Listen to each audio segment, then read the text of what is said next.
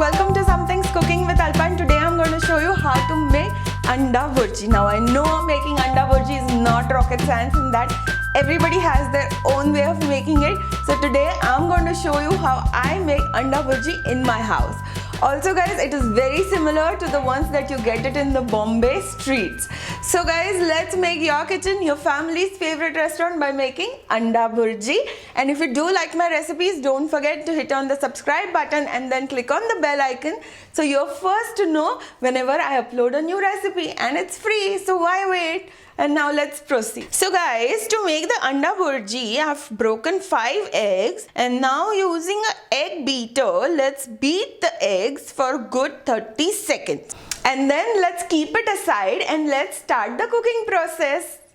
So to a large wok, I'm going to add about 2 to 3 tablespoons of oil and about 1 teaspoon of butter.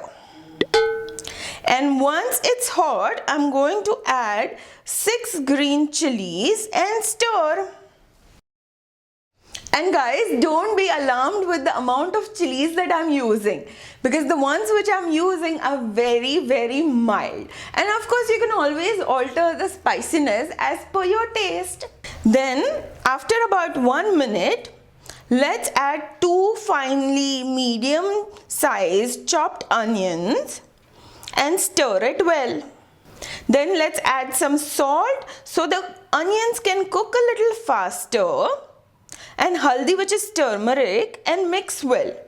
And cook for the next 4 to 5 minutes or until the onions are fully cooked.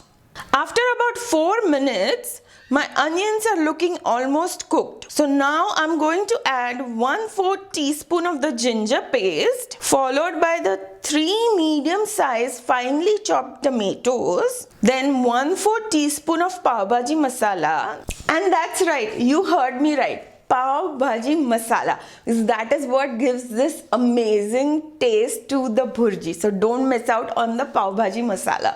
And 1/4 teaspoon of the garam masala, and mix it well. And now let's cook on low flame for the next 5 to 6 minutes or until the tomatoes are fully cooked. Make sure to cover with the lid. 6 minutes done.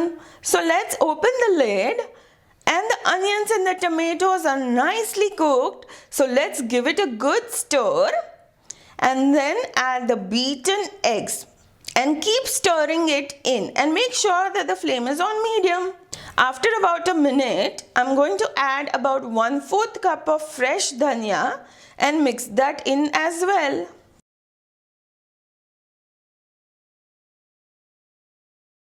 And guys, it's up to you how you like your bhurji. If you like it watery, then you might want to stop it right now, because they are warm, they will keep getting cooked automatically. But if you're like me and like your bhurji to be very dry, then you want to cook it for 1 or 2 more minutes. And looks like our bhurji is ready.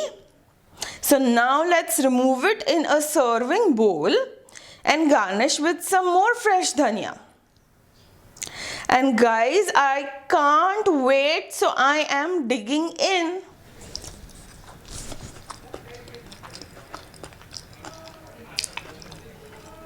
It's come out really good. Perfect amount of spices.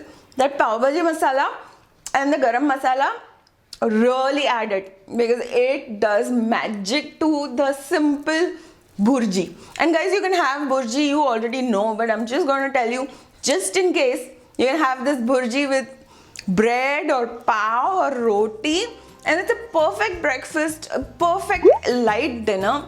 Just make it. Do let me know what you think about it, and don't forget to click on the subscribe button right now. Do it right now. And if you like this recipe, you're definitely going to like this one as well as this one. So do click on these links, and I will see you very soon. Meanwhile, take care, enjoy, bye bye.